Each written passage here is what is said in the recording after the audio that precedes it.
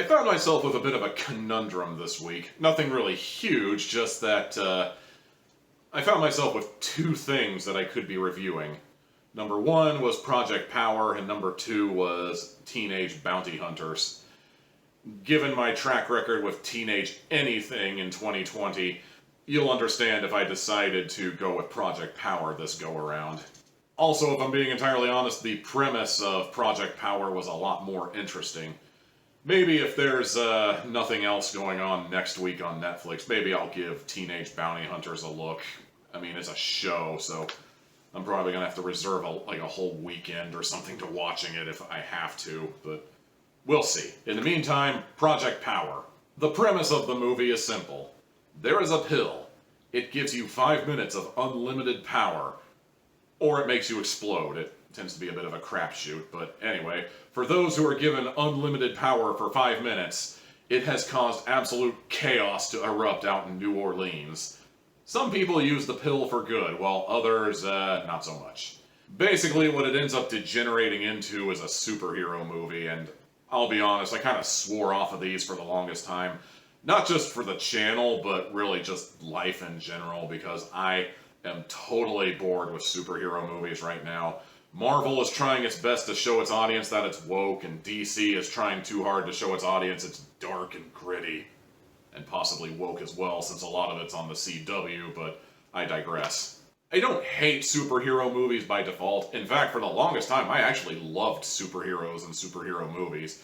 It's just right here and now in 2020, I feel bored, you know? We've been kind of oversaturated with superheroes, and I kind of wish we would move on to the next big thing right now. But hey, Project Powers, you know, it's a new universe, new guys to worry about, new heroes and villains to establish, a whole new continuity, a whole new gimmick. Let's give it a shot, you know? It's wholly original, it doesn't have Marvel, DC, Image, Dark Horse, it doesn't have anybody backing it as far as I know anyway, it's not based on anything. But, you know, let's just give it a shot, you know? It could be fun. And, it wasn't boring. The cast of the movie is predominantly people of color in strong, dynamic, three-dimensional roles that show the world that they're people just like us. Brought to you by Church's Chicken. No, seriously, there's product placement for Church's Chicken in here, and I just... Part of me wants to marvel at just how not subtle the product placement was in this movie, and another part of me wants to comment on how maybe it's just me talking, but it kind of undercuts your empowering message of people of color are strong and bold when you sponsor it with a fried chicken joint.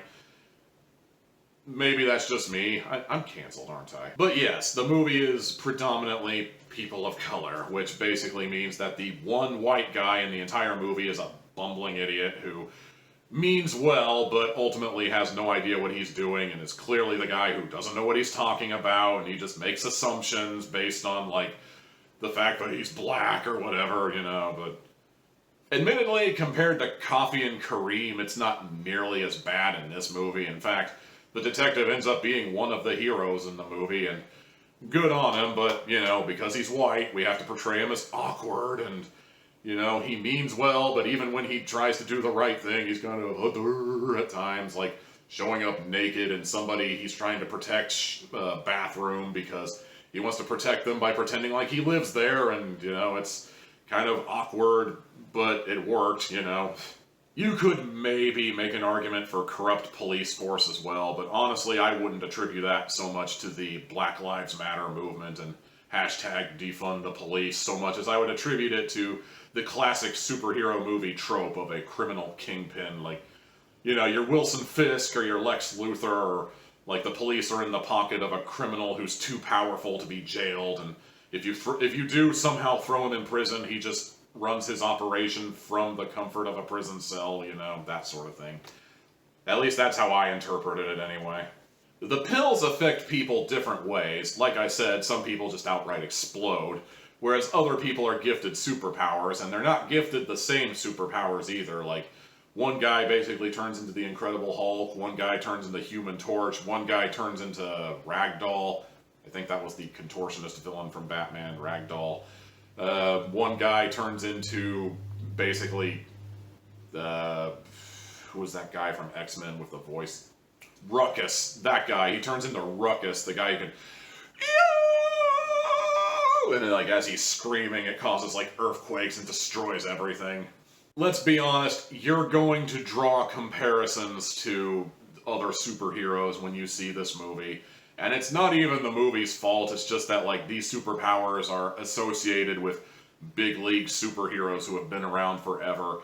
It is impossible to not make these comparisons. There are a couple of moments in the movie where I actually found myself with legitimate questions that either didn't get answered or I wasn't paying attention because my wife and I were too busy kind of making fun of the fact that, oh look, it's the Human Torch, or oh look, he's hulking up, it's the Incredible Hulk. One of the things I noticed throughout the movie is that people were actually popping multiple pills.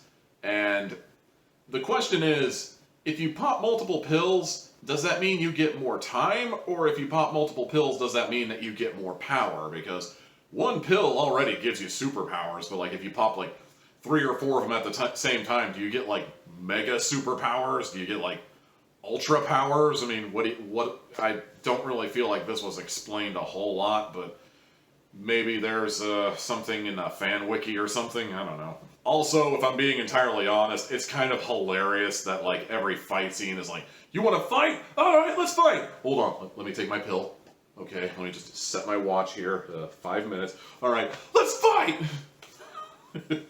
On the flip side of that, I'm also kind of glad they didn't make the pills in this movie red, because, Lord knows that opened up a can of worms. Instead, they're sort of a green color, so, I don't know, spearmint Altoids or something? I don't know. Bottom line, it's okay. I guess if I think really hard on it, I've seen better. But in the grand scheme of things, it wasn't a bad movie. I definitely enjoyed the ride, and it gave me something to do while I waited for the Vegas Golden Knights game, so, you know, there's that. I struggled with a rating for the longest time because, honestly, my scoring system doesn't allow half hats because, as I've said before, half hats, half stars, etc.